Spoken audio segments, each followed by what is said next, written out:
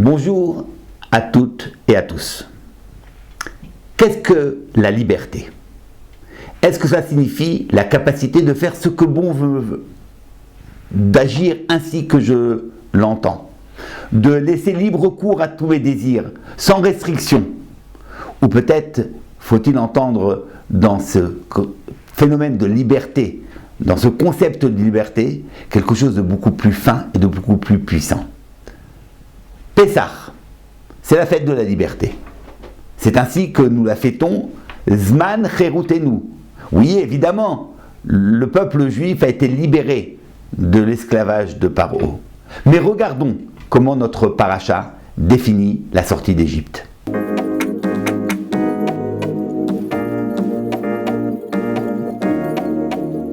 Dans la paracha de Vaera, Moshe Rabbeinu intercède auprès de Pharaon et lui transmet l'ordre divin.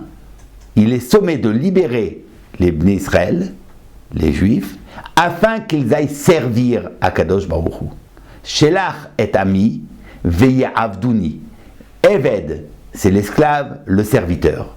Donc, la sortie d'Égypte, ce n'est pas la libération d'un peuple, c'est l'entrée d'Israël au service d'Akadosh Baruch Hu. Alors évidemment, tout le monde comprend qu'il vaut mieux servir Dieu que de servir un homme, que servir Paro. Mais peut-on véritablement parler de liberté si au bout du compte, on a simplement changé une servitude pour une autre? Si en fin de compte, on est encore au service d'une autorité extérieure? Peut-on parler de liberté quand on n'a pas encore atteint le régime de l'autonomie et que la façon dont nous allons régler notre vie nous est dictée par une instance extérieure? Est-ce que l'hétéronomie, une loi révélée extérieure à nous, est-elle compatible avec la liberté? Pour la Torah, oui. Au contraire. Écoutons comment les Chachamim définissent la servitude d'Israël au regard d'Hachem, vis-à-vis d'Hachem. Shelach et ami ve'avduni.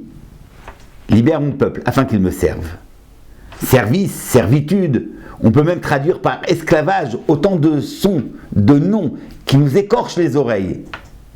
Et pourtant, un autre verset dans le livre de Vaïkra dit la chose suivante: Ki li bnei Israël avadim, avadayhem.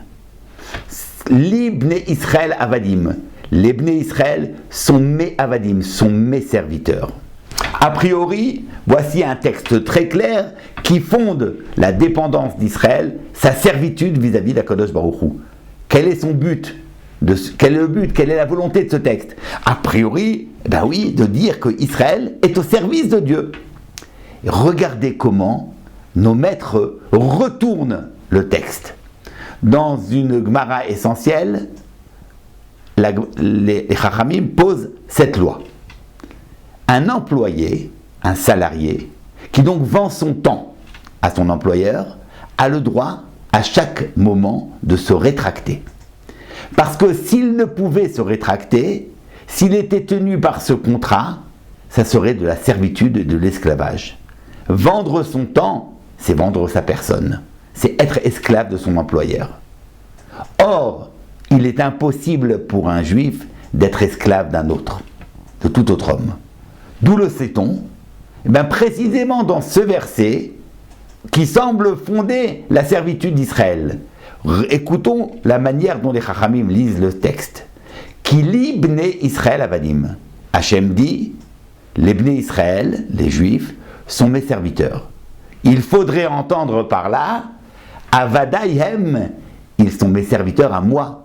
Ils ne sauraient être les serviteurs de mes serviteurs. Ils ne sauraient être les serviteurs d'autres hommes.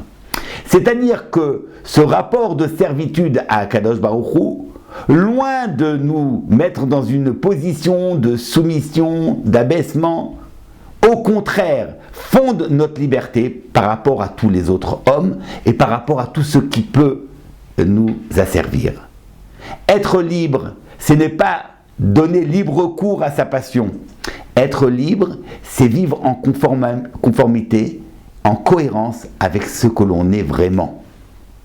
C'est pouvoir vivre selon son existence et ne pas vivre dans l'illusion. C'est vivre dans l'ordre de la vérité. La soumission à Akadosh Baruch Hu, le service divin, n'est pas là pour nous rabaisser. Au contraire, il est là pour nous grandir, pour faire de nous des êtres qui vivons en conformité avec notre vérité intérieure.